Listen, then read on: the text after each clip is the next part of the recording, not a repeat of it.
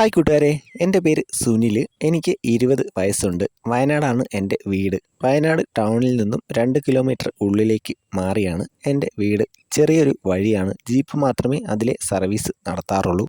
നേരം സന്ധ്യയായി കഴിഞ്ഞാൽ ആന, പന്നി എല്ലാം ഇറങ്ങുന്ന സ്ഥലമാണ്. പകല് മാത്രമേ അതിലെ സഞ്ചരിക്കാൻ പറ്റൂ.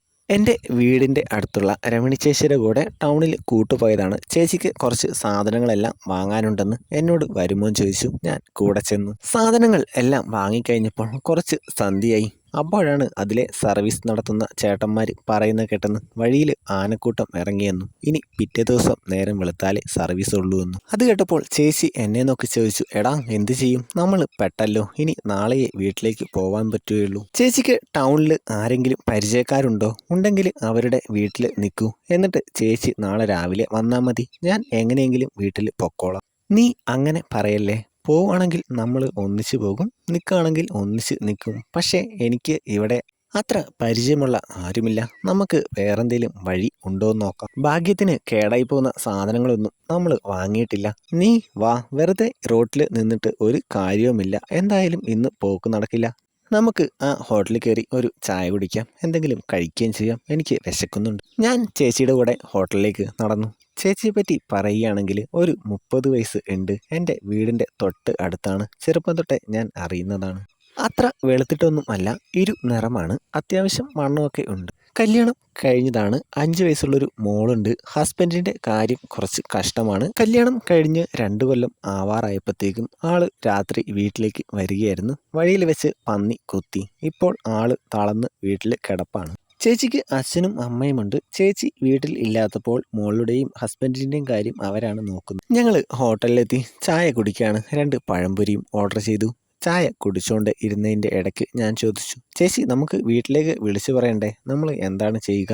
വഴിയിൽ ആന ഇറങ്ങിയതെല്ലാം അവർ അറിഞ്ഞിട്ടുണ്ടാവും. എടാ നമുക്കൊരു കാര്യം ചെയ്യാം, റൂം റെൻറ്റിനെടുക്കാം, നാളെ പകല് വീട്ടിലേക്ക് പോവാം. ചേച്ചി പറഞ്ഞത് കേട്ടപ്പോൾ അത് ശരിയാണെന്ന് എനിക്കും തോന്നി. വേറെ ഒരു വഴിയുമില്ല.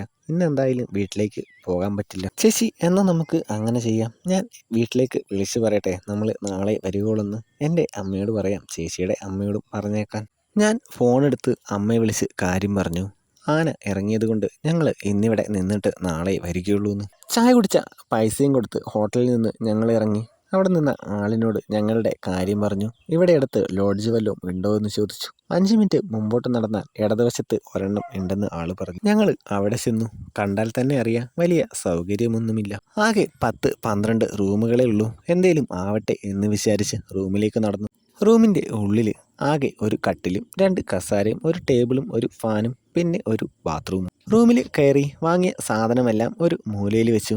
ഞങ്ങൾ കസേരയിലിരുന്നു. ഫാനിട്ട് കുറച്ചു നേരം കാറ്റ് കൊണ്ടു. എടാ നല്ല ക്ഷീണമുണ്ട്, ഒന്ന് ഫ്രഷ് ആവണം. എന്താ ചെയ്യുക, തോർത്തും സോപ്പും ഒന്നും ഇല്ലല്ലോ. അത് സാരമില്ല, താഴെ കടയിലുണ്ടാവും, ഞാൻ പോയി വാങ്ങിയിട്ട് വരാം. ഞാൻ റൂമിൽ നിന്ന് ഇറങ്ങി താഴേക്ക് പോയി. താഴേക്ക് ഓരോ സ്റ്റെപ്പുകൾ ഇറങ്ങുമ്പോഴും അതുവരെ എൻ്റെ മനസ്സിൽ ഇല്ലാത്ത ചില ചിന്തകൾ മനസ്സിലൂടെ കടന്നു വന്നു. എൻ്റെ പഴംപൊരി ചേച്ചിയുടെ കവറിൽ ഇടാൻ നല്ലൊരു അവസരമാണ്. കടയിൽ പോയി സോപ്പും തോർത്തും വാങ്ങി തിരികെ വന്നു. ചേച്ചിക്ക് കൊടുത്തു. ചേച്ചി പറഞ്ഞു, എടാ നീ ഇവിടെ ഇരിക്ക്, ഞാൻ പോയി ഫ്രഷ് ആയിട്ട് വരാം. ചേച്ചി പോയി 2 മിനിറ്റ് കഴിഞ്ഞപ്പോൾ ഉള്ളിൽ വെള്ളം വീഴുന്ന സൗണ്ട് കേട്ടു. എൻ്റെ നെഞ്ചിടിപ്പ് കൂടിക്കൂടി വന്നു. കുറച്ച് കഴിഞ്ഞപ്പോൾ ചേച്ചി കതക് തുറന്ന് പുറത്തു വന്ന് ഉള്ളിൽ ഇടുന്ന ഡ്രസ്സ് കഴുകി കയ്യിൽ പിടിച്ചിട്ടുണ്ട്. അത് അവിടെ കിടന്ന കസാരയിൽ വിരിച്ചിട്ടു. മറ്റേ കസാരയിലാണ് ഞാൻ ഇരിക്കുന്നത്. എടാ നീ ഫ്രഷ് ആവുന്നില്ലേ, ചേച്ചി ചോദിച്ചു. ഞാനൊന്ന് മൂളി. എടാ ഒരു 10 മിനിറ്റ്, ഞാൻ എൻ്റെ തല നല്ലപോലെ ഒന്ന് തോർത്തട്ടെ, ആകെ ഒരു തോർത്തല്ലേ ഉള്ളൂ. ചേച്ചി മുടി മുമ്പിലേക്കിട്ട് തോർത്ത് വെച്ച് തല തോർത്തുകയാണ്. തേങ്ങ കുലകൾ 2ഉം കിടന്ന് ആടുന്നു. ചേച്ചി തലയുയർത്തി എന്നെ നോക്കി ചിരിച്ചു. ഞാൻ നോക്കുന്നത് കണ്ടു. ചേച്ചി തോർത്തുമായി എൻ്റെ അടുത്ത് വന്നു.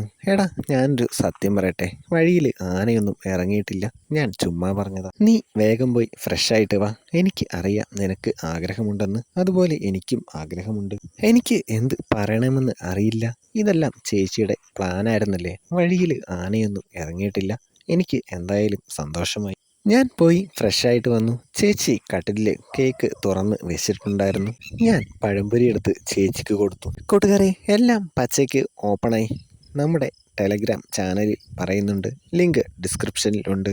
ഈ കഥ ഇഷ്ടമായ ലൈക്ക് ചെയ്യുക, കമൻ്റ് ഇടുക, ചാനൽ സബ്സ്ക്രൈബ് ചെയ്ത് സപ്പോർട്ട് ചെയ്യുക. അടുത്തൊരു അടിപൊളി കഥയായിട്ട്